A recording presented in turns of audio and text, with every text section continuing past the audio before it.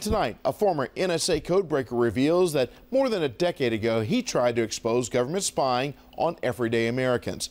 This Marylander tells Mary Bubala he blew the whistle long before anyone ever heard of Edward Snowden, but no one would listen. WJZ investigates his story and the price he paid.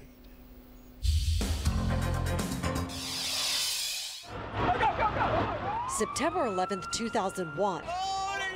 The day that changed everything.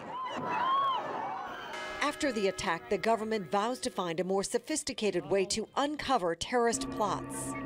William Binney is called on to help, a mathematician and codebreaker. For decades, Binney commuted from his home in Severn, Maryland, to the National Security Agency in Fort Meade, working on top-secret projects. We would map the relationships of everybody in the world. After 9/11, Binney and a small team created a computer program, constantly scanning data from cell phones and emails aimed at finding terrorist activity. You developed a program to do what? The idea was, how can you look into terabytes of data going by every minute and see what's important in that data that you need to pull out to look at, to analyze, and figure out intentions, capabilities of potential enemies in the world. But Binney soon became concerned that the government was spying on average Americans. The data that was being taken in was all about the United States citizens. You think this goes way, way beyond pursuing terrorists? Absolutely. They're destroying our democracy is what they're doing. Controversy about the tracking program went public earlier this year when another Maryland man, Edward Snowden, leaked classified documents.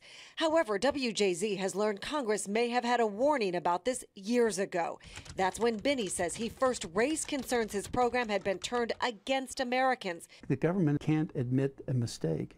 They have to cover up everything. Binney resigned in protest, and that's when his problems really started. Then you had to knock on your door one day. What happened? Well, that was 2007 when the FBI raided me, yeah. They came, pushed their way in with the guns drawn and pushed my son out of the way and came upstairs and pointed guns at my wife and me. They took our computers and all the electronic equipment we had. The government thinks you overstepped the boundaries and possibly put the country at risk by coming forward and exposing some of the things you think are wrong. What do you say to that? I say they're violating the foundation of this country. The thing that makes this country strong are the rights and freedoms that we have in the Constitution. But not everyone thinks the government has gone too far. Both Presidents Bush and Obama have said the program is necessary and does not violate citizens' rights.